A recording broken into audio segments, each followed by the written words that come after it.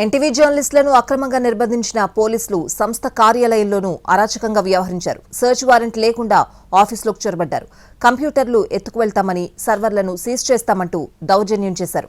కనిపించిన అందరినీ పట్టుకుపోతామంటూ బెదిరింపులకు పాల్పడ్డారు.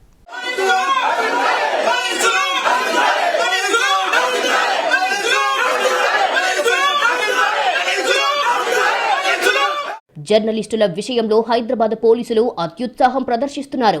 ఇదివరకే ఎన్టీవీ కార్యాలయంలో 2 సార్లు సోదాలు చేశారు పోలీసులు. సీసీఎస్ పోలీసులు ఎన్టీవీ ఆఫీసులోకి దూసుకొచ్చారు. ఎలాంటి సర్చ్ వారెంట్ లేకుండానే సెక్యూరిటీని తోసేసి కార్యాలయంలోకి చొరబడ్డారు. నేరుగా న్యూస్ రూంలోకి వెళ్లి ఉద్యోగులు, సిబ్బందిపై బెదిరింపులకు దిగారు. ఎడిటర్ ఎవరు, ఎడిటర్ ఛాంబర్ ఎక్కడా అంటూ ప్రశ్నించారు. సంక్రాంతి పండుగ సందర్భంగా ఎడిటర్ లీవ్లో ఉన్నారని ఉద్యోగులు సమాధానమిచ్చినా పట్టించుకోలేదు.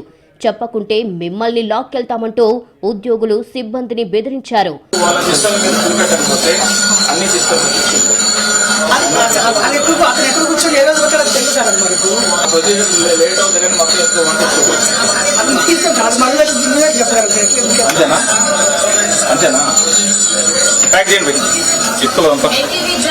వాళ్ళ సిస్టమ్లు ఎక్కడ ఉన్నాయి చెప్పండి, మాకు కావాల్సిన ఇన్ఫర్మేషన్ ఉందో లేదో సెర్చ్ చేసుకుంటాం. లేదనుకుంటే మొత్తం తీసుకెళ్ళిపోతుంది.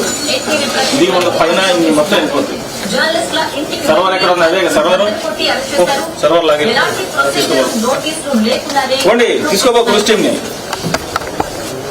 ఎన్టీవీ ఆఫీసులో దౌర్జన్యంగా ప్రవర్తించారు పోలీసులు. కంప్యూటర్లు తీసుకెళ్తామని, సర్వర్ను కట్ చేస్తామని రంకెలేశారు. ఆఫీసులో ఎవరెవరు ఏ డ్యూటీ అంటూ చిందులేశారు. ఆఫీసులో జర్నలిస్టిక్ వర్క్ ను డిస్టర్బ్ చేసి నానా రభస చేశారు పోలీసులు. ఇదేమిటని ప్రశ్నించిన ఎన్టీవీ సిబ్బందిని మిమ్మల్ని కూడా ఏసుకెళ్తామంటూ బెదిరించారు. కనిపించిన ప్రతి ఉద్యోగిని పోలీసులు బెదిరించారు. సర్వర్లను తీసుకెళ్దాం పద అంటూ తన సిబ్బందిని పురమాయించాడు ఉన్నతాధికారి. సర్వర్ లాగే అంటూ హుకుం జారీ చేశారు.